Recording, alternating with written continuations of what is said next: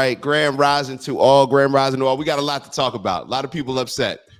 There's a whole lot of people upset right now, and we're starting to get all the responses and reactions from this Tucker Carlson, Nick Fuentes interview. And yes, we are going to talk about it. We're going to get into Nick's show, his show last night, go over some things that he discussed there. Then we're going to also get into, who do we have? What's the guy's name? What's this dude's name? Mark Levin. Yeah, Mark Levin. Yeah, that guy. We're going to talk about that guy. So we got a bunch to discuss. Is this the one that I'm going to be talking about? Yeah, this is it. All right, so we got a lot of things to get through. Let me first make sure that I'm showing some love. Hold on. Howdy from Critical Thinking. Critical Thinking already got his running today. Got to it. Today, I didn't do my 100 push-ups, 100 sit-ups, 100 squats. I did it 2 days in a row. Today, I was like, my body was a little sore. I was BSing. But I am still going to work out today. Well, there's no but. I will start workout today because I still wanted to make sure that I get my 100 commitment. So we'll have to get that tomorrow. We'll have to make up for that. Or I'll have to make up for it today. Grand Rising, good morning to everyone. Please remember to like and subscribe. Unc just told y'all and gave me a reminder. Please, when y'all are joining, make sure that you like and subscribe. That's going to make the algorithm invite more and more people here so more and more people could share their different perspectives. And y'all know that that's what we're all about. We're all about coming here, sharing our unique perspectives, experiences, vantage points, so that way we all can grow. Shorty, who's this? Yeah, I think this is Shorty. Shorty 3846. I'm not sure I'm pronouncing it right. Shorty 46. Hello to you as well. Grand Rising. I was about to say you got somebody in your background. Unc, funny. Mike Good. Antonice is in the building. Everybody shout out Antonice. She's in the building. We did a dope panel discussion. So it was Antonice, Unc, it was my boy Corey, it was BK.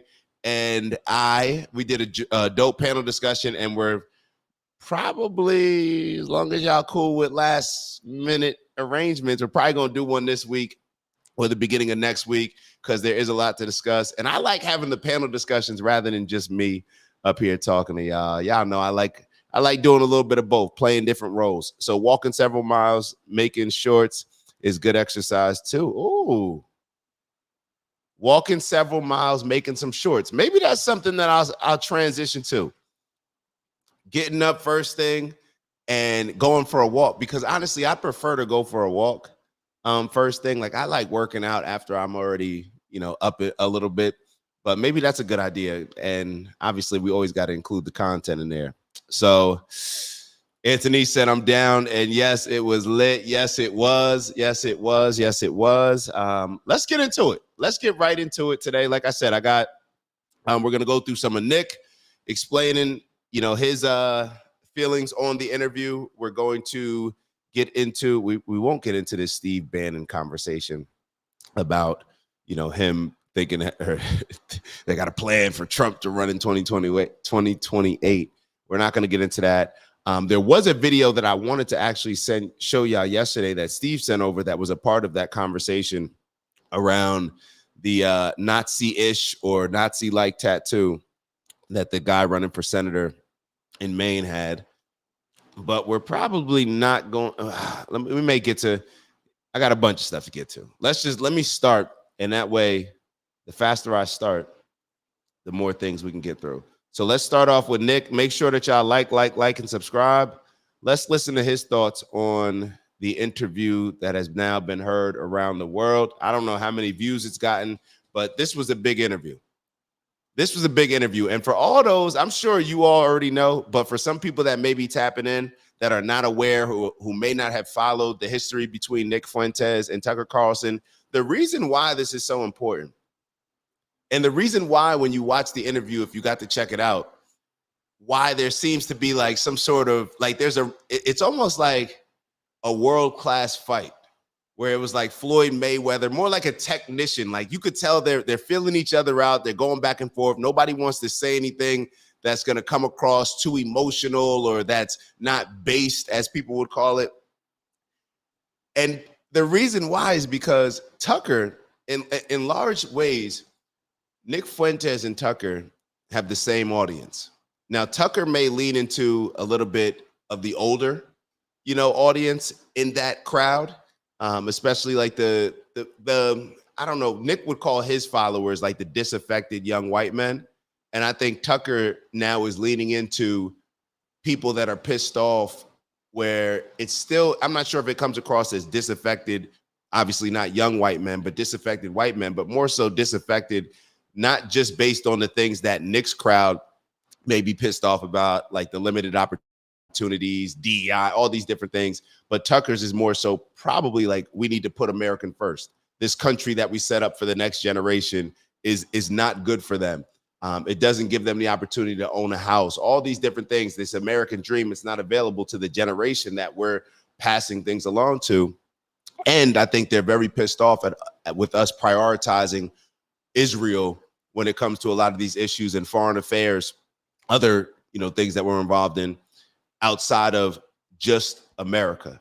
So in a lot of ways, Nick, who's becoming more and more popular, Tucker, who's been the guy for a very long time, if Tucker slips up, like, Nick has the potential to take your fans, to take the people that follow you.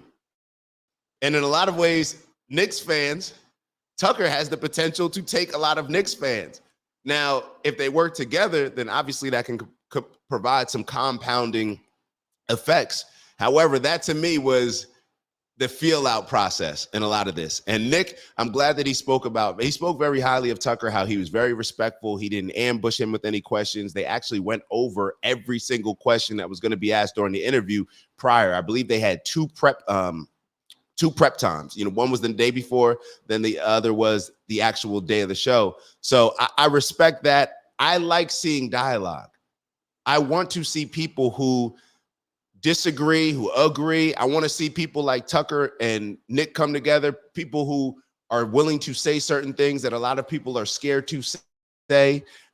They agree on the majority of things, in my opinion, but they allowed maybe certain differences, not even necessarily policy-wise, but more so maybe just experiences with different people, or having different brush-ups, whatever that may have been. I don't want that to get in the way, especially when the movements can come together, and it's needed for us to unite as America, us to unite as the people who are not just going to go along with the get along, go along with the swamp, the establishment, the Republicans, the Democrats. We need people who are going to speak in a different voice, in my opinion. So this is why it was dope for them to come together. So I see somebody wrote some of the stats. It says 3.1 million on YouTube, 15 million on X. Sheesh.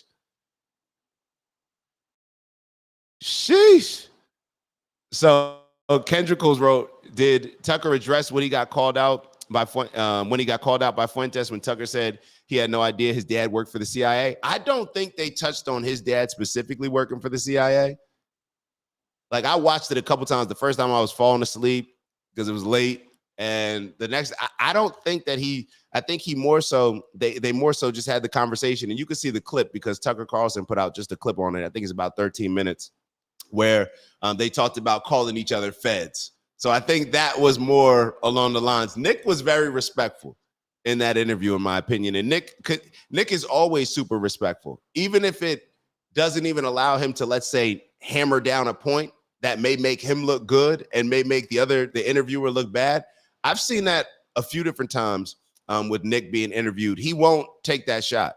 He doesn't take that shot unless he feels that somebody is a hostile situation and somebody's coming at him. I just haven't seen that. So let's, shall we begin? Shall we begin? In the words of Hassan Campbell, shall we begin? All right, let me share this screen for y'all.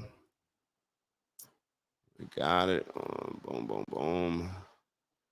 Y'all know where I'll be. Let's get to it. Like, and subscribe and turn your notifications on. But mainly just like. Limbo for years. Why? Well, there were really like two specific things. The first is that I was never on board with mass migration. I'm a race realist. I believe that race is real. I believe that America is a white country. Whites explored it, found it, founded America as well, built America, and only whites could have done it. I believe that everything about America, its architecture, its constitution, its political and social culture, all of it, it proceeds from European character. It is essentially European. And if any other people landed on this continent and created a country, it would not look like the United States. If the Chinese set up a colony in California, it wouldn't look like America. If the Aztecs did, and they were here, it wouldn't look like the United States. And the same goes for the other peoples. And now that America is becoming majority non-white, America's changing in fundamental ways. And I know that sounds obvious. Maybe it's obvious now. Maybe it was obvious then. But this means something. America was mostly white, almost entirely white, actually. And now it's going to be mostly not white. And everyone thinks things are basically going to stay the same, but they're not. Things are going to change a lot. And they're going to change because it's different people. You have non-whites instead of whites, and it's going to change because there's so much diversity. There's so many different kinds of people, all living together in large numbers in these sort of ethnic enclaves. So the diversity inherently, but also the inherent differences of the people that are here, it's going to make things a lot different, and in my opinion, a lot worse. I think diversity in itself is destabilizing. To have large groups of different people in an open democratic society fighting over the same resources, I think it naturally breeds resentment, tribalism, jealousy, and ultimately conflict. But I also think the people that are being brought here, I think they have inferior cultures. I think they have objectively inferior countries. They're leaving those countries to come here because this country works better. And you tell me that's not the case. Was Los Angeles better in the 60s and 70s, or is it better now? Was New York City better in the 30s and 40s, or is it better now? The country's not going well. And 10 years ago, this was something that was cancelable. Charlie Kirk in 2019 said, we need 10 million legal immigrants. We need to staple green cards to their diplomas. To say that being white means being American is evil. He said, if you went to a desert island with all non-white people and had the Constitution, that's America. And you were canceled if you disagreed with this. The second opinion is I recognized there was something going on with this Judeo-Christian thing. So I want to stop there, and then we're going to pivot the conversation to a conversation around what Mark Levin when he was giving his response, because exactly what Nick is talking about here, this is what Nick calls as the reason why he got radicalized when it comes to the views that you just heard him say. So without me talking about it, let me just click over to that. We're going to share that, and then I'll give my comments afterwards. But you guys can feel free to comment in the chat, and I'll respond in the chat as well. But what are your thoughts on this? When you look at America, what are your thoughts on this? Is there a real fear that America is going to have less and less white people in it? Is that a real fear? Is there a fear that when you look at America and you're bringing in different immigrants, migrants, a lot of the people that may want to come here, to be totally honest, there's probably more non-white people that want to come to America. When I look around at, look at the European countries, do I think that they're more in a rush to come here than the people that are like walking on these caravans from Central, or is it even South America? I'm gonna assume it's Central America, but it may even be South America. Do I think that they want to come to America as much? I don't think so. Now, does there need to be some type of balance when it comes to, whether or not whoever the people that are migrating in, whether or not we have the resources to take care of them? We can't afford, obviously, just like any business, just like any family, if you have a household and you make a certain amount of money and you budget to put food on the table, of course you may want to take in thousands of kids and feed them, but does that make sense for your pockets? So what are the decisions when you all think about when it comes to migration? When I think about it, I think about the Democrats trying to bring in people to eventually vote for them. But I think different people have different stances. And I want y'all to hear, let's just listen to this Mark Levin, or is it Mark Levine? Some of his thoughts on it. It's just audio, but here we go. Is it shared? Oh. Wow. I was a fan. Wow. I loved the show. And I actually liked how he was cool. Yes. Go ahead. I listen to him every day. You listen to Mark Levin every day? In high school, yes. Wow. I was a fan. So this is Mark Levin. He's listening to the interview between Nick and Tucker, in which Nick gave Mark credit for turning his views into what a lot of them are today. I loved the show, and I actually liked how he was kind of obnoxious and mean to his callers. Yeah. Vicious. Guilty, and I liked that. guilty. I thought that was funny. But I'll never forget one show. What happened? He goes live and he says, America's becoming a majority non-white country. Does anybody think that's a good idea? And I was thinking to myself, yeah, that actually doesn't sound so good. I didn't really even think that America's becoming majority minority like that. Wait, so you were radicalized on race by Mark Levin? Mark Levin? Yes. Are you making that up? That's a real story. It's real. It's real. Amazing. Wow. He planted the seed at least. Oh. I never said that. I went back. And I remember this. When Obama was president, there was a period of time. And if the media had contacted me, I would have spoken to them. Yo, so this is what's happening. I don't know if y'all just peeped, but this is what's happening. And sorry if I'm giving too much context. Mark Levin, he's now trying to deny that he said that. He's now trying to deny it because currently that doesn't fit the narrative that he wants to push. A lot of these people that are calling out Nick Fuentes, Mark Levin, you're the person that inspired him. But Mark Levin doesn't want to take credit for that because, see, Mark Levin agrees with Nick Fuentes when it comes to the migrants and how we should be America first, worry about America, right? Forget the migrants. So they agree on that standpoint. We got to keep America white, right? But where they don't agree is when Nick is willing to call out the Israeli influence. So this is the reason why a lot of these people, like Mark Levin, have turned on Nick Fuentes.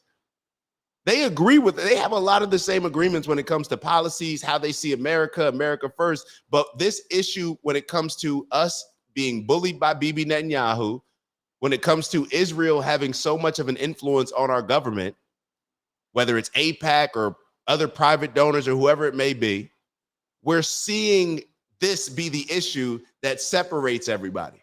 Even if people agree on the majority of the things that each other is pushing, this issue, it's a non-stop. You can't compromise with them on anything else if they don't agree with this particular issue. That's what's happening. So let's keep going. So now he's trying to deny saying it, but just listen. And I remember this. When Obama was president, there was a period of time. And if the media had contacted me, I would have spoken to them, where he kept using the census figures and he kept saying in 2044, I think that was the year, 2044, America will become a majority-minority country. I kept saying, why does he keep saying this? Like he's rooting for it. Why would you root for it? I mean, things happen spontaneously, or if you have open borders, they don't happen spontaneously. But what are you rooting for? He's talking about Barack Obama. What are you rooting for? Like, as if Barack Obama is saying that. I guess Barack Obama was saying it in a way where it triggered Mark. But let me I want to highlight a couple of the comments that I just saw. I think one was by N. Carson and the other was by Critical Thinking. So appreciate y'all tapping in. Appreciate y'all leaving a comment. So Mark Levin or N. Carson 8. In Carson 8. I got you. I got the play on words. All right, I got it. A little slow there. Mark Levin and Gavin Newsom are two sides of the same slimy asshole coin. Interesting. And then Critical Thinking wrote, I feel like Nick and Shapiro are two sides of the same coin. I think this has been a reoccurring theme.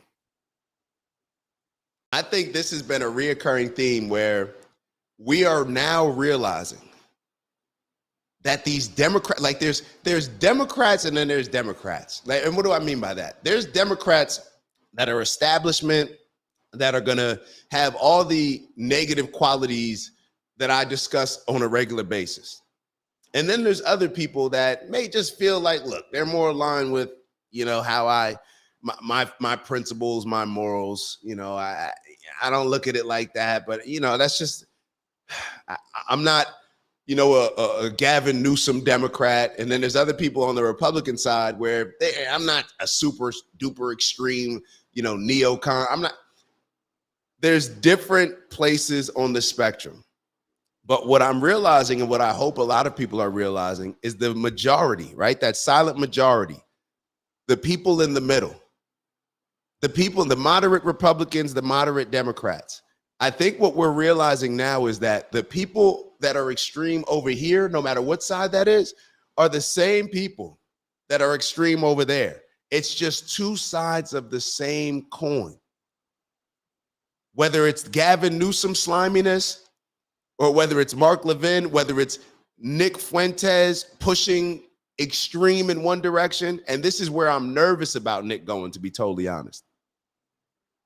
This is where I'm nervous about Nick going. And I said it the other day. I said, I forget the exact comparison that I was trying to make, but it was based on things that I believe Nick was pushing. And hold on one second, because I'm trying to recall, and I may just scratch it because I'm not exactly sure. But there was something that was being said where I was like, well, Nick is saying something, and it's, if you use that same justification for what Ben Shapiro was saying. But a lot of these, in my opinion, and I think that, to be totally fair, I don't like Ben Shapiro. If there was a like, I just don't care for him. Nick, we don't agree on everything, but I actually, if I'm being totally honest with you, I like Nick. My bias. If I'm being totally honest with y'all. So I do see Nick and Ben as different. However, I do also see how Nick and some of the rhetoric, the performative rhetoric that he uses, and just some of the language, how it could be misleading to certain people and become potentially very dangerous. I do see that. I do not see, Nick and I have ideological differences. Even when Nick made a comment the other day on the show where it was like, yo, we can go to Venezuela. He was talking about Venezuela or Argentina. I think it was Venezuela. And he was saying like, yeah, I think I may have told that before, but he was saying the people are walking around without shoes on and they think they're entitled to the gold underneath their feet. It's only your gold if you can protect it. And Nick was saying that he's not opposed to us involving ourselves in other countries, annexing Canada and Greenland, these things. I'm not for that. Those are ideological differences. And to be totally honest, a lot of the contradictions that I see when it comes to Nick, it's like, how can you be a Christian but then push these type of things? How can you be a Christian but then push, oh, it's okay for us to go to war or take another country's gold and us go to war with that? How can you be okay with that if you are a true Christian? It just violates the commandments, in my opinion. And I ask myself a lot of times the same thing when it comes to Ben Shapiro and a lot of the things that he rationalizes based on him prioritizing his people. So I think what a lot of us are realizing, Democrats and Republicans, a lot of these people are they're two different sides of the same coin. Whether it's AOC on one side or another, they're all the same. These politicians, they're all getting paid by the same people. The ones that are different, in my opinion, are the Marjorie Taylor Greens, the Thomas Masseys, the one that both parties hate. And it's very clear to see who are the politicians that both sides hate. Think about it. When it comes to AIPAC, when it comes to Silicon Valley, when it comes to Big Pharma, those people are putting money on both sides. Democrat leadership, Republican leadership. Both Democrats and Republicans are getting AIPAC money. And it's the ones who choose not to. Those are the ones that both sides hate the most.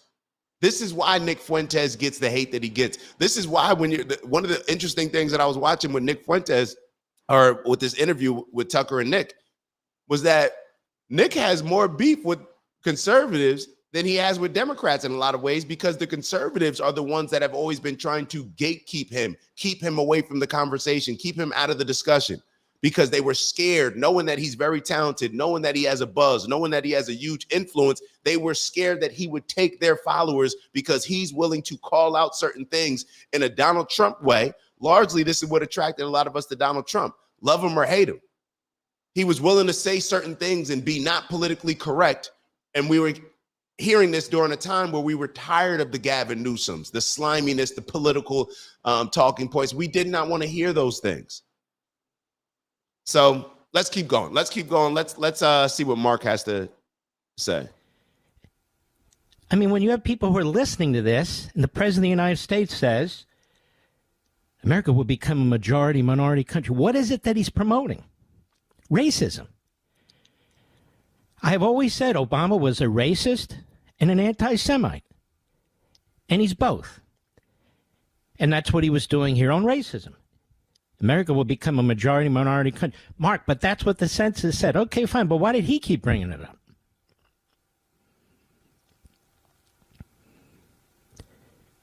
And so my view is there something wrong with white people that they need to become the minority, or something better with minorities that they need to become the majority? In other words, underscoring how racist this is. You better dump that just in case. Get off this victim train. It's racist to say that, you know what this reminds me of? And every side does it. This reminds me of when you say a fact, and because people don't like the outcome of the fact that you're presenting, they become offended by it. Now, granted, I didn't go back and listen to Barack Obama and what he said as far as white people becoming the minority in America. But to me, when I hear Mark Levin, it goes back to the conversation that we were having yesterday and I believe the day before. Fear and tribalism. Fear and tribalism. When those two combine, it makes it, you have to be very careful, because in a lot of times you can push your morals, principles, and values to the side because you're so fearful and you're moving in a tribe where you now identified it's us versus them. It's us versus them. This is reason now Mark is also, I believe, Jewish, based on the research that I've done. This is also something common that we see when it comes to Israel and the Jewish community. When you make certain things, when you just make a criticism, it seems like it's more offensive than if you're criticizing another group. Like if you criticize this person or this group, it's okay, yeah, that's a valid criticism. I can criticize America. But as soon as I criticize Israel or Zionism or something that may involve Jewish people, it's escalated. It's more sensitive. And I believe that that's because of the fear. That's because of the fear that comes with a lot of the previous experiences that Jewish people have had. It's just a more sensitive thing. Let's keep going. Let's keep going. And yeah, AJ, I'm with you. Mark Levin is unbearable to listen and watch. But we'll only watch a couple more, and then we're going to get back to Nick's response. I used a word that may not be permitted. This little Adolf claims that is what planted the seed. Let me tell you something, you little punk. That seed was always there. That seed was always there. Again, I've talked to tens of millions of people who listen to this program over the years, tens of millions, maybe 100 million. You're the only one with the seed. You're it. You're it. So apparently you were born with this seed. And since I'm so influential in your life, why don't you cut it out? Why don't you cut it out? Why are you such a Jew hater, Christian hater, America hater? I'm planting another seed, you little bastard. What do you think? Hold on. Did he America hater, listen to Jew this. hater, Christian hater. Why don't you cut it out? Why are you such a Jew hater, Christian hater, America hater? I'm planning. You see how he tries to. What about Nick Fuentes? Like, I get that I can bring up something that I say like, yo, this is a contradiction to Christian values, in my opinion. Let's talk, for instance, when I was talking about war. But what is Mark Levin like? Why is he calling him a Christian hater and an American hater? And he just has to throw that in with the Jewish hate stuff. This is exactly, I made a post about this yesterday. This is why they work so hard to try to convince us that these people are Hitler-like, because then you'll be scared to say something good about them or scared to even entertain them, won't even listen to them. But this is the same energy, in my opinion, where it's like, they can't just, they have to, oh, they're racist. No, and let me kind of give a little bit of context. I made a post about black people, about how black people, when it comes to racism, and we may have spoken a little bit about this yesterday, where as soon as black people hear the word racism, we assume if you're black in America, you assume that whoever they're talking about does not like you as a black person. Because when we hear racism, we automatically assume that it's something to do with black people. But this is the same thing, whether it was Hitler, and this is the same thing, in my opinion, when it comes to Nick Fuentes. They want black people to have the feeling that Hitler hated black people or that Nick Fuentes hates black people. It can't just be about, why don't you just keep it real? No, he said certain things that are critical of Jewish people. Don't try to lump America in there. Don't try to lump all of Christians in there. Don't try to lump black people into whatever racial issue people are having and expect black people to just get on board and frontline that fight. No. This is the same thing that Mark Levin's doing. He's trying to, he's a Christian hater. He's an American hater. He's a Jewish hater. No. He calls out certain things, certain aspects of the Jewish religion, the Jewish culture, especially as it pertains to Zionism and Israel. You're not Hitler because of that. You're allowed to be critical of a certain group of people. Why do people feel like they're protected against criticism? Why do people feel this way? As if your group of people can't be criticized, especially in America, when we understand that there's a huge impact, a huge influence in running and controlling a lot of our politicians, if we're just being real. Let's keep going. Another seed, you little bastard. What do you think? So this was all phony baloney. But there's the headlines. Exactly what these left-wing sites and media want. The grifters, the eyeballs, the hits, the clicks, and all the rest of it. Not one of them called. Not one of them. Not one of them contacted Mr. Producer and asked, what do you make of this? First of all, I make that he's sick. I make that when he was a kid, he was stupid, just as he is now. A non-white, becoming a majority non-white country. I was commenting on racist Obama's constant references to the census information. So now Obama's racist. And you know what's very interesting about all of this? You know one of the reasons why Nick first got in trouble? There was a vote. Hold on. What did let me actually look this up. What did Barack Obama do to oppose Israel? I want to look this up very quickly because I want to make sure that I'm giving proper context. So it says Barack Obama didn't oppose Israel outright, but he did clash with Israeli leadership, especially Prime Minister Benjamin Netanyahu, over several key issues. Obama strongly supported the creation of an independent Palestinian state alongside Israel. His administration believed lasting peace required both sides to make compromises, including Israeli withdrawal from parts of the occupied territory. So let me, because I don't know specifically what I'm looking for, but let me just explain it to y'all. Maybe actually you guys recall this as well. So Nick was sharing an interesting story that got him in trouble early on in his political career, where he saw that Barack Obama was being called an anti-Semite because he voted for something that I think, just kept things what they were, didn't allow Israel to expand, or there was something along those lines. And Nick Fuentes was looking at the situation, and I believe he either made a X post or Twitter at the time, but he made it very clear that what's wrong with what Barack Obama did? All Barack Obama did was keep in line the same thing that the presidents before him. He just didn't allow Israel to do what Israel wanted to do at that time.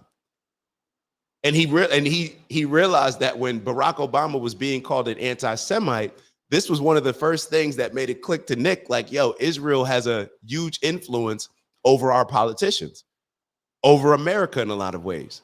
And now you have Mark Levin sitting here talking about Barack Obama, the racist. Why was Barack Obama racist? And notice what happens, because me, as a black person in America,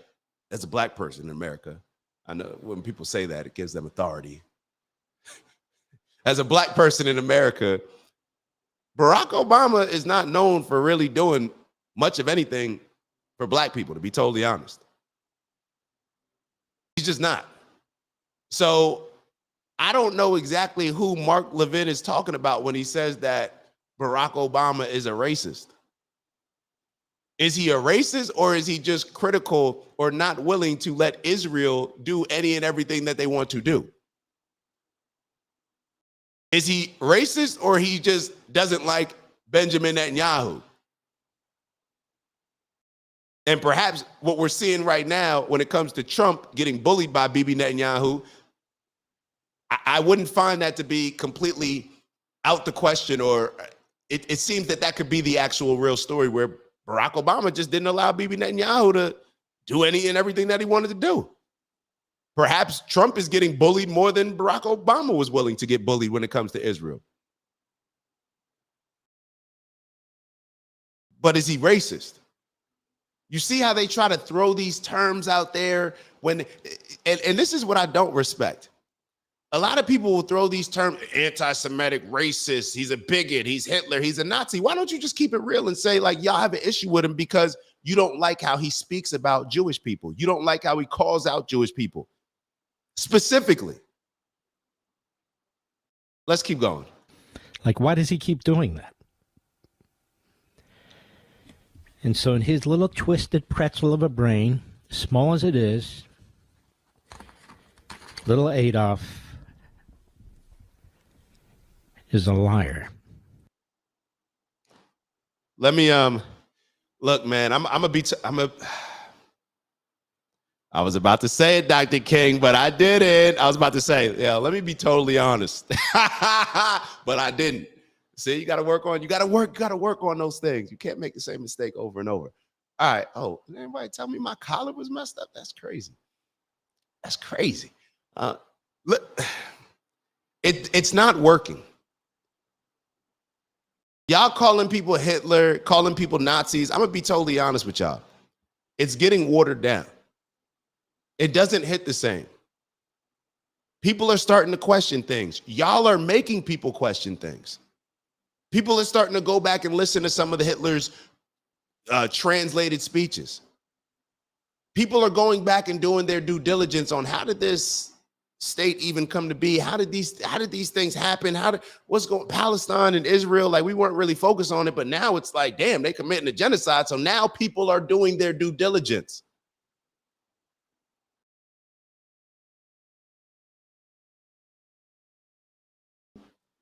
People like Mark Levin, these are the people, in my opinion, he's anti-Semitic. He's anti-Semitic. And I think with him and a lot of other people that are saying the things that he's saying, what y'all don't realize is that you are the ones turning people away from Israel. You are the ones that are making people challenge and bring up certain critiques of the Jewish culture. It's you guys. You guys trying to silence Nick Fuentes is making his voice bigger. You want to know why people listen to Nick Fuentes? You want to know why I may not agree with Nick Fuentes or like the things that he says when it comes to black people, or like that he has a shirt that is an acronym where one of those words is the N-word? You want to know why?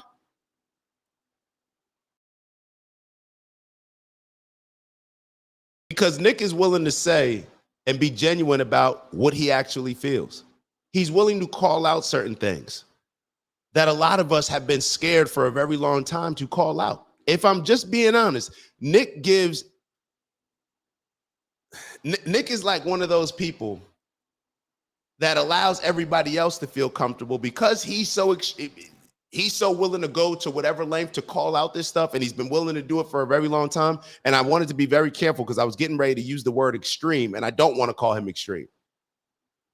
Matter of fact, it's a shame because so many people previously have been so cowardly in calling out a lot of these things that have been right in front of our face that now when somebody just calls it out, everybody starts to feel like, oh my God, it's extreme. He's an anti-Semite. He's Hitler. Wait, he just said that he doesn't want the influence of AIPAC impacting America or controlling our politics. Is that really anti-Semitic? Is that really Hitlerisk?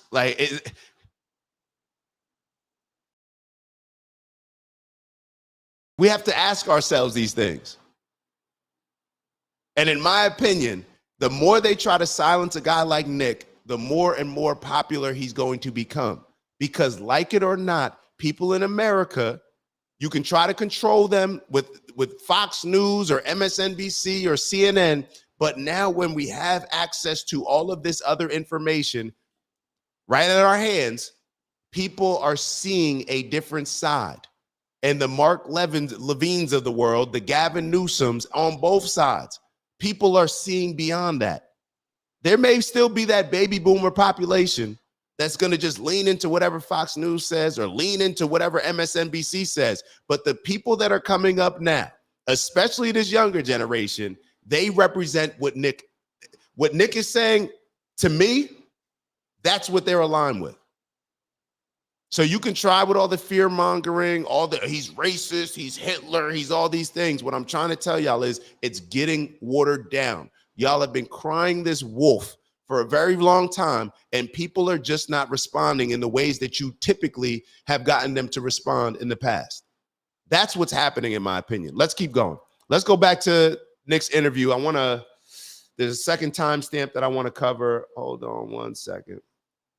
Hold on. Let me get the timestamp. We got 43:32. Now we have 49:35. All right, let me pull this part up. 49:35.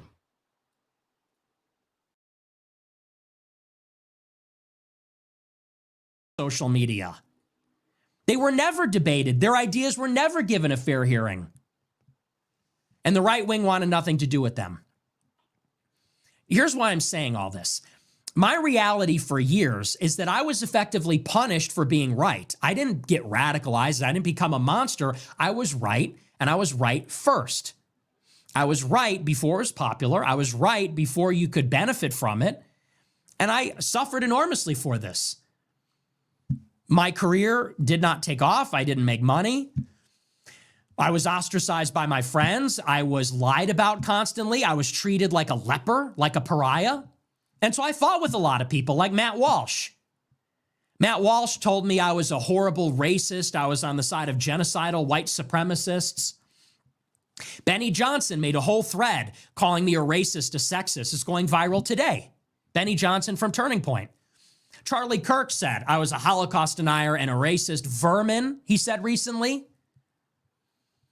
All of these people on the conservative side attacked me ruthlessly, or they were complicit in my censorship and cancellation for my ideas.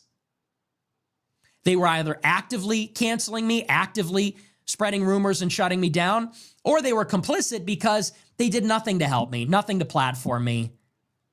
They didn't give me a fair hearing. They didn't defend me. Well, now it's 2025. And now none of that is the case any longer. Censorship is no longer a factor. Elon Musk acquired X in 2022. By 2024, it was completely free speech. TikTok seems to have less moderation than any social platform, and it exploded in 22, 23. Not only has censorship subsided, but also cancel culture seems to have gone away too. And now there are major people like Candace Owens, Tucker Carlson, others who are speaking out about these things. So times have genuinely changed. And now a lot of people agree with me. And maybe they don't agree fully or completely. They certainly agree that views like mine should be allowed to be said. That's for starters. Some of them even believe that these ideas have some merit or that they should have a fair hearing. And many people have just embraced these ideas outright. But what's really interesting is after this long journey, everybody has moved closer to me. The Republican Party is now the Groyper Party. Politicians like J.D. Vance, they need to pander to the Groypers. When J.D. Vance went to Israel and he went to the church instead of the wall, who do you think that was pandering to?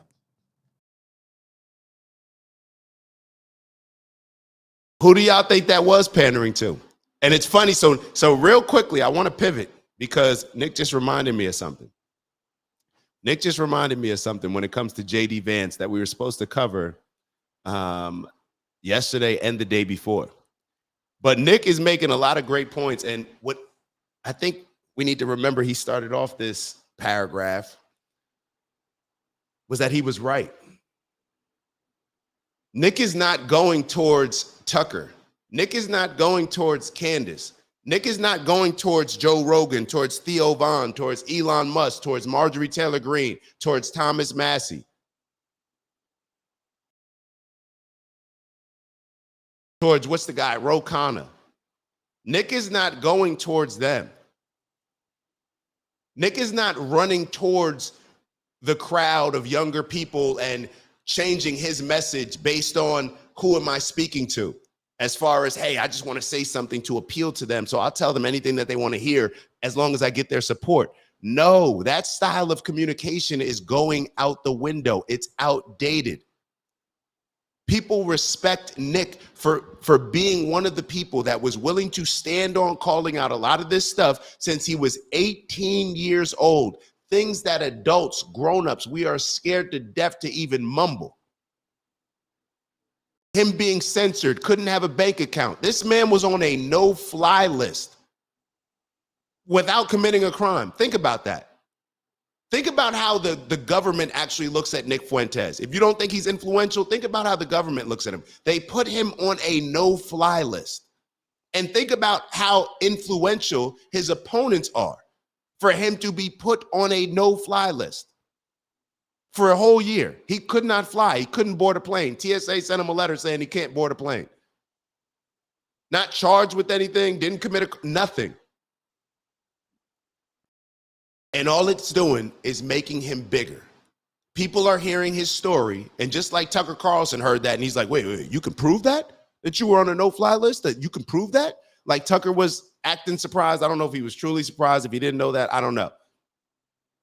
All the things that Nick went through, people are now saying like, yo, whether I disagree with him or agree with him, the actual problem is y'all trying to censor him. Because when you use your power to try to censor Nick for disagreeing with him on this point, you'll keep that same energy and do it when it comes to other topics that I may not agree with you on. That's what's happening. We're seeing it in let's get back to the J.D. Vance thing. So real quickly, since Nick mentioned J.D. Vance going over to Israel and not kissing the wall and deciding to go to a church, I wanted to play this the other day, and I'll play it now very quickly. Hold on. So this is from a few days ago. West Bank, sorry, yeah, go ahead. We'll do. Yeah. The West Bank vote yesterday that took place while you were in the country. Oh yeah, that was weird. That was weird. I was sort of confused by that.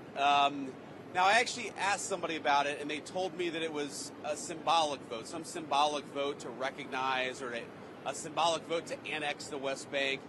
I mean, what I would say to that is when I asked about it, somebody told me that it was a political stunt, that it had no practical significance. It was purely symbolic. I mean, look, if it was a political stunt, it was a very stupid political stunt, and I personally take some insult to it. The West Bank is not going to be annexed by Israel. The policy of the Trump administration is that the West Bank will not be annexed by Israel. That will continue to be our policy. And if people want to take symbolic votes, they can do that. But we certainly weren't happy about it. Thank you. Thank you. West Bank, sorry. Yeah, go ahead. We'll do. Yeah. The West Bank vote yesterday that took place while you were. So pretty much, J.D. Vance goes over, and hold on, I just asked ChatGPT. Hold on, let me pull up my ChatGPT real quick. So it says, just in case you guys didn't hear it, so J.D. Vance was over there trying to make sure that this peace deal follows through, and I believe it's already done. Based on yesterday, I read some news. I haven't confirmed it or not, but the news that I did see was that Bibi Netanyahu ordered more missiles to be sent because he accused Hamas of returning what was supposed to be one of the hostages' body. It was a different body with different body parts. I don't know exactly what it was. He accused them of violating whatever peace deal. So back to war. But when JD Vance was over there, they voted on something that Donald Trump had made very clear, that Israel will not annex the West Bank. They will not take over the West Bank.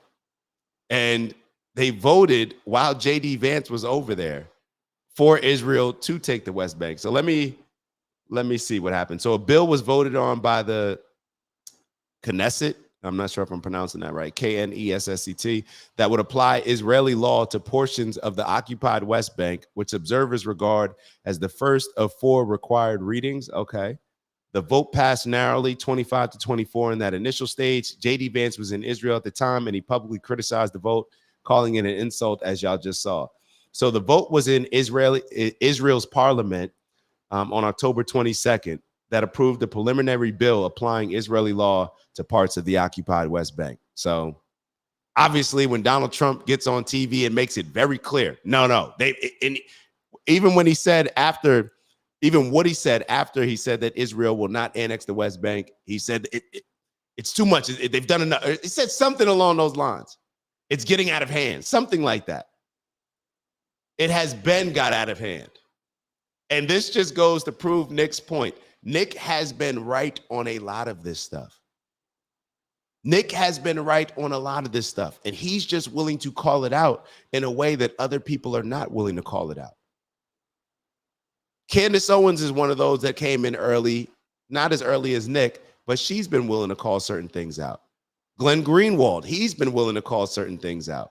There's a few people here and there, but overall, when it comes to a lot of these politicians, they just go along with whatever, funds them. That's who controls them. So we're seeing that over and over. Let's get back to the video. Hold on, did I? Be careful getting it. Like Google search. All right, Robert said, be careful getting info from ChatGPT. It's heavily censored like Google search. Grok is better for anything controversial. You are 100% right. You are 100% right. I saw that and I wanted to highlight that. So for all y'all that use ChatGPT, in my experience, Grok is much better when it comes to anything that may be controversial.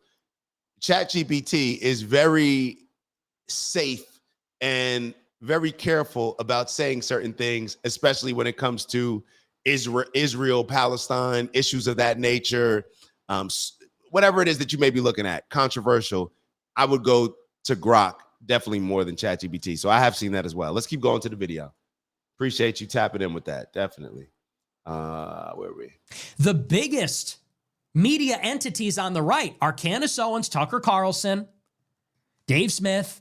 Sorry, I had to turn. And they all have one thing in common. They're all Israel critical. People know where the audience is.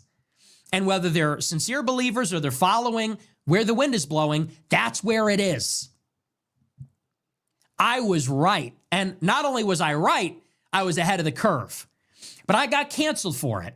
And what's interesting is that after 10 years, now people want to treat me like I was just being a jerk. They say, why did you attack Matt Walsh? Because Matt Walsh was saying that Ahmaud Arbery was just jogging through the neighborhood, and he still works for Ben Shapiro. They say, why did you attack Marjorie Taylor Greene? Because she sold out to Kevin McCarthy in 2022, let's not forget.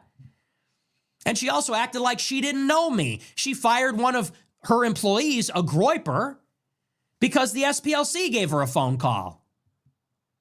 So it's interesting, isn't it? 10 years after the fact, now that everybody's on my side, now that everybody's on the same page, they want to say, oh, well, you were just being a jerk back then. No, I wasn't being a jerk. I wasn't radicalized. I'm not a monster. I wasn't a monster, and I wasn't a jerk. You all were wrong, and I was calling all of you out. Why did I have beef with Charlie Kirk? He fired Ashley St. Clair for being in a picture with me. That's cancel culture. Because he was going on his campus tour saying we need 10 million H-1B visas. He was on tour saying Israel's our closest ally. And if it came down to Israel and America, I don't know which one I would pick. That's why I had beef with him. And in response to my critiques of him, he called me a Holocaust denier and tried to get me banned with clips from the ADL and Media Matters. So let's stop there for a second when it comes to Charlie Kirk, because I disagree with Charlie Kirk. Charlie Kirk was part of the problem, if we're just being honest. Charlie Kirk trying to censor Nick, scared to debate him. And this is the thing, don't just respectfully. Charlie Kirk was debating college kids.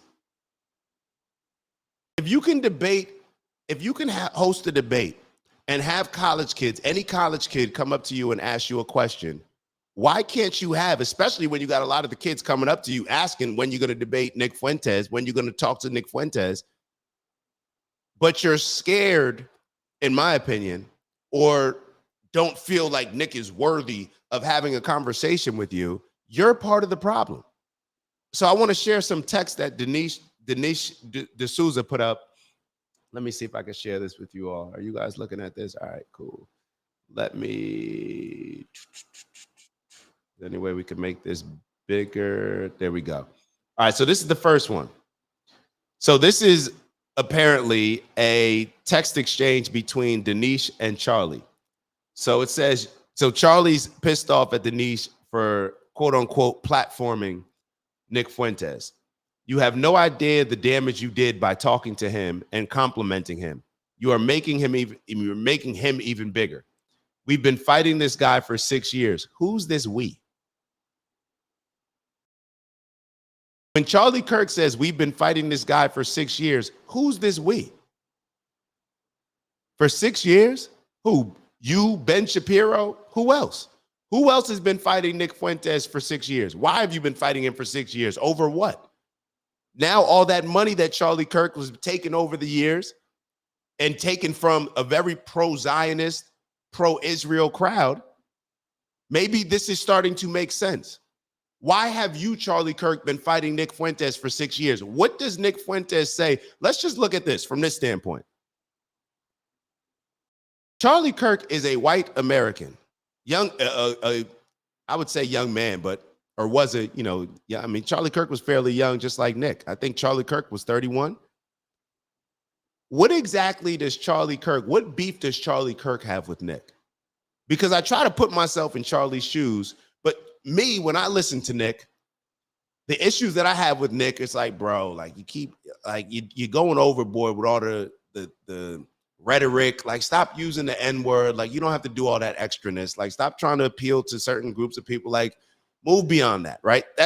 Those are the things that I have issues with him, among some of the other things that I've discussed with you all.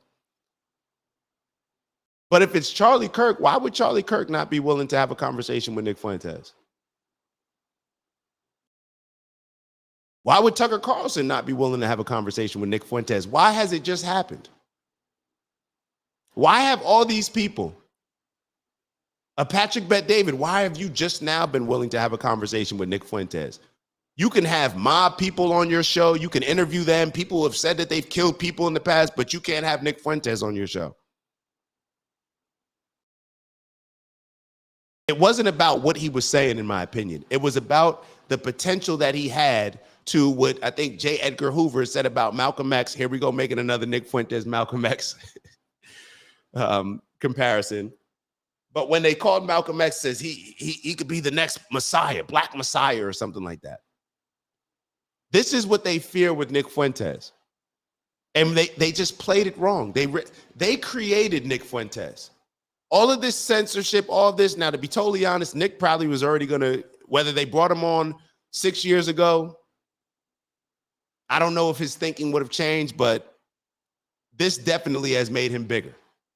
This definitely has made him bigger. So let me keep going on. It says, we've been fighting this guy for 6 years, and you are the first mainstream voice to debate and give him a compliment, which then makes him bigger and more powerful. What's with all the gatekeeping, as if Charlie Kirk in his mind thinks that he's the only voice of the young white America, young Christians in America? Like, why? And if Nick Fuentes, you know what's funny? If Nick Fuentes is that bad, why would you not want him to speak? I hear a lot of conservatives and Republicans, when it comes to Jasmine Crockett, saying, let her talk as much as possible. It actually does us a service. I hear a lot of conservatives and Republicans talking about Jasmine Crockett and have said, let her talk. I think Ted Cruz has said it, many people. But why, when it comes to Nick Fuentes, y'all don't want to let him talk? If he's saying such ridiculous things, why not let him talk? It's because you're scared. You're scared because you know that deep down, a lot of the things that Nick Fuentes is saying makes a whole lot of sense. And the only reason why it doesn't make sense is when you can remove people from free thinking on their own, independently thinking.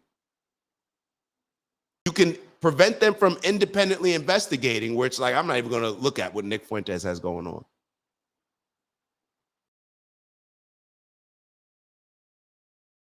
They created this monster. The reason why they want to keep him away is because they know that the things that Nick Fuentes is talking about, a lot of us are thinking, maybe have had these conversations in private, but don't feel comfortable voicing them to, other people in a public space. These people created Nick Fuentes. Let me highlight the other. I think there was another one. Hold on. All right, here's the second screenshot that he put up of the text exchange. It says, this was a massive mistake. You did this. He's vermin, and you just gave him one of the biggest boosts of his career.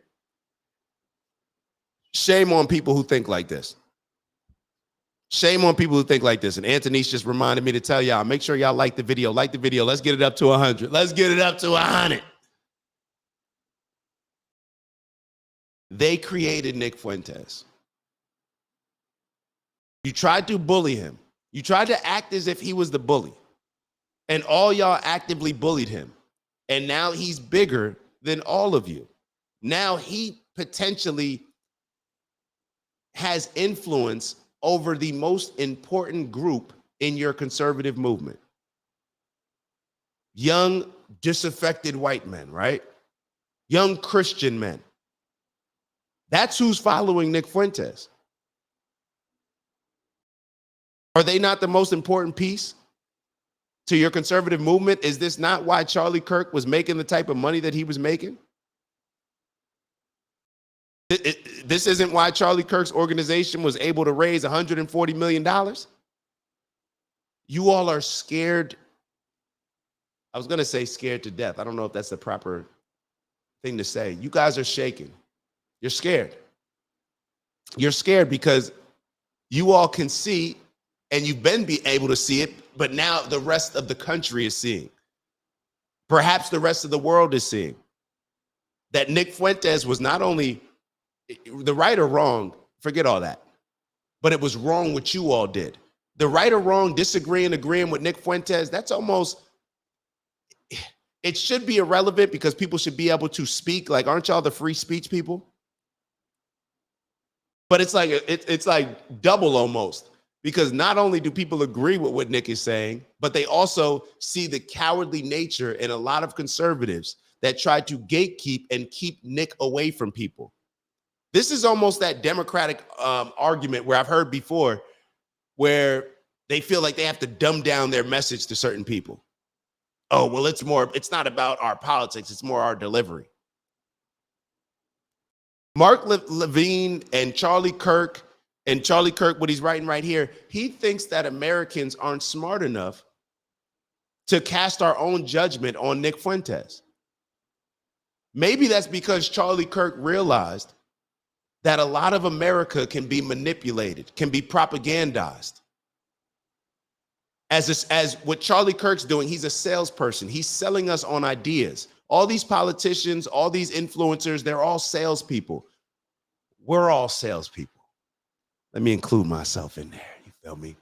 But all joking aside, they're all salespeople. They're trying to sell you on something. And Charlie Kirk knew this. And he perhaps thought less of America's intelligence to where, oh, they'll just get sold on Nick Fuentes, even if he really did believe that Nick Fuentes was spewing terrible rhetoric and it could be very dangerous. Wouldn't a conversation maybe with you, Charlie, highlight all these things And maybe a lot of the people that were following Nick, perhaps if you had a conversation where you brought out all these things, all these issues that you have with Nick Fuentes that made him a vermin, if you sat down and had a conversation with him, wouldn't that expose him rather than just trying to censor him? It's two things. They were scared because they know that Nick's very talented in what he does, a great debater, and what probably scares them even more is the fact that they know he's going to call them out on their BS. Charlie Kirk could never sit in the room with Nick Fuentes, and I'm going to tell you why. Because it just wouldn't play out well. Charlie Kirk was telling his friends, Candace Owens, Dave Smith, and Tucker one thing, but presenting something totally different to the people that he was talking to. Those type of people are not going to sit well when it comes to us watching a conversation between a guy like that and a guy like Nick Fuentes. You're not willing to be honest enough to have a conversation with Nick Fuentes, and he's going to call out all of those things, all of those dishonest things that you may be presenting. It's contradicting in different ways, and Nick Fuentes would call out a lot of those contradictions. Just like when we listen to Mark Levine, it sounds like he's just contradicting himself over and over and over. Mark Levine's just name calling. You little punk, Hitler, this and that. Well, how about talking about the things that he was wrong on, like discussing some of those things? You never hear any of these conversations. You never, even in this text exchange, what is he wrong about? What is so dangerous about him? Where is Nick off? That's what I like to talk about. That's why when I do the review videos, I'm taking notes. I'm watching his show. I'm eating. I'm taking notes, doing whatever I'm doing. And then afterwards, I'm reviewing and telling the people, if they care to stay and listen to what I got to say, the areas where I agree, disagree, still question, still need to process, maybe be looking to you all for your opinion on it. I don't even need to tell y'all, but I'm sure you guys feel the same, maybe when you're speaking to other people, which be very careful of people that they try to convince you that they don't deserve to have a voice. I want to hear from people. Anybody genuine, if there's a conversation to be had, if you are genuine, I want to embrace that conversation. It's the phoniness. It's the people, like, I'll be totally honest. It's the other side. It's the Charlie Kirks. This energy. This is who I don't want to have a conversation with him. Like, I'm very glad that Charlie Kirk at least reached out to a lot of his close friends and was able to share perhaps how he truly felt about a wide range of topics that may come out, may not fully come out. I don't know. But I'm at least glad that he did that, because other than that, I think that looking back on this situation, if he didn't expose to his friends that he was changing his tune on certain things that may be happening, whether it's Israel, Palestine, and other issues, when it comes to our government, if he never expressed these things, then I think looking back on Charlie Kirk and his legacy would be a lot different 50 years from now than perhaps all the love that he got while he was here. So I'm very glad that he shared those things. Yeah. All right, that's I think we're gonna wrap it up for today. It's 9:15. So wow. All right, at 99. All right, y'all showing love, man. Y'all showing love. All right, let me get this off the screen.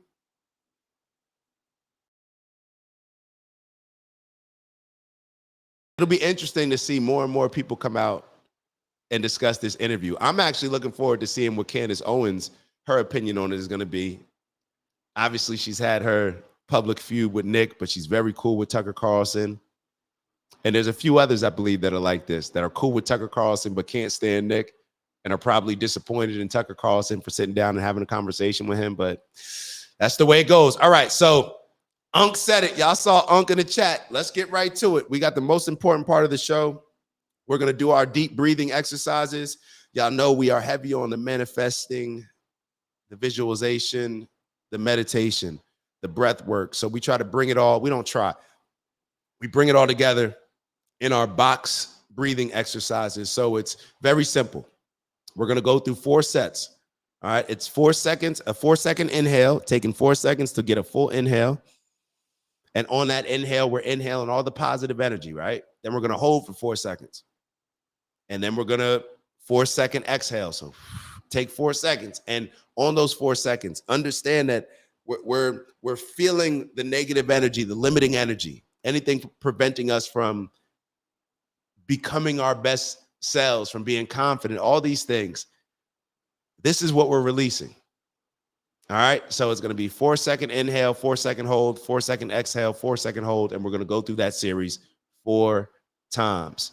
All right. And shout out to Big Bro Robert. He said, make sure to turn on the notifications. Don't let Google decide what you watch.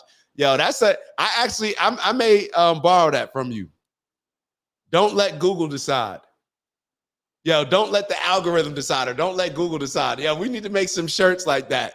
Hey, Robert, if we make some OG Network shirts like that, we definitely, you put whatever percentage you want of the profits in the chat. You put whatever percentage of the profits, not the revenue, the profits. We may make some shirts off of that. Don't let Google decide. Google will probably get us for the copyright. Oh, well, we'll figure it out. All right, so box breathing. Close your eyes if you're in a safe place. Let's really be intentional with us going through this breathing exercise, because it can be very beneficial for us, mind, body, soul, connecting everything. All right, overall wellness. So let's begin. Close your eyes. All right, 4-second inhale. Ready? Begin. Hold. 4-second exhale.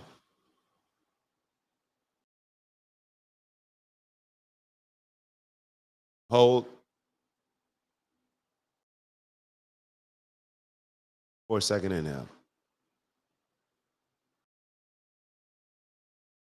Hold.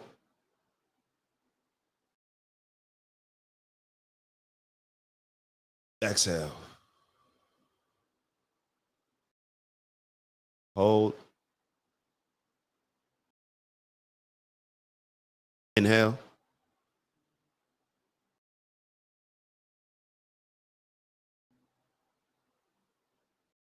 Hold. Exhale. Hold.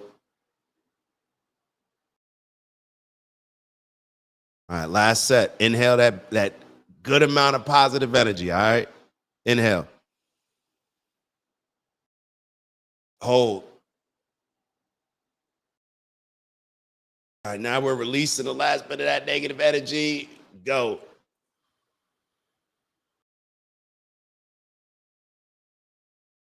Hold.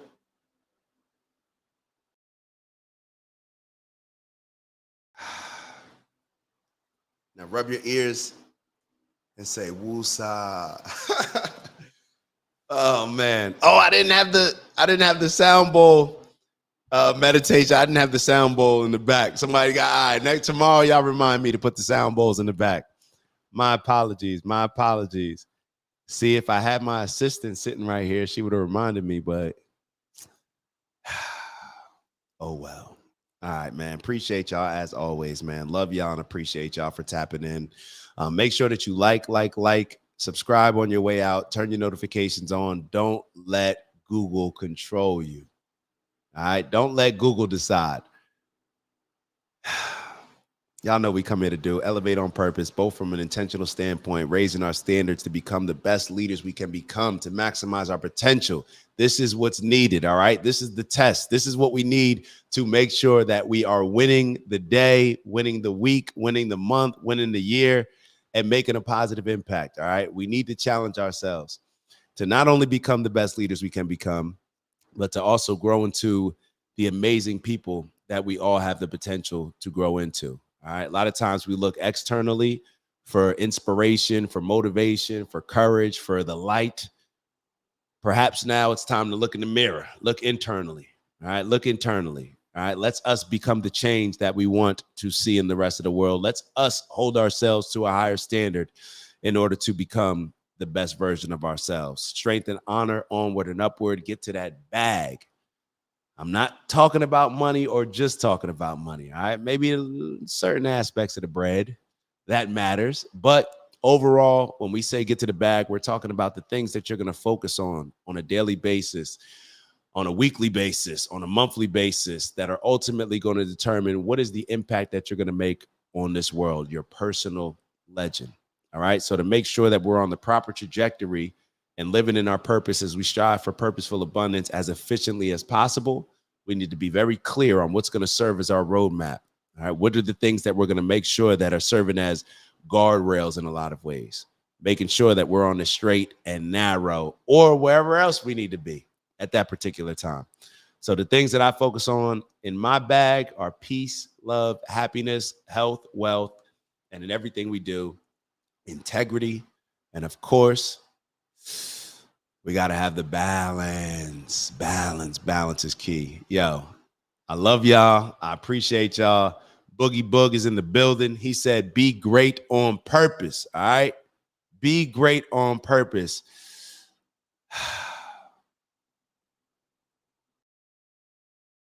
Life is amazing, yo.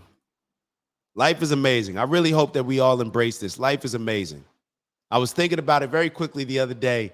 Scenarios. You know, life is made up of scenarios and decisions. The scenarios that we find ourselves in and the decisions that we make based on those.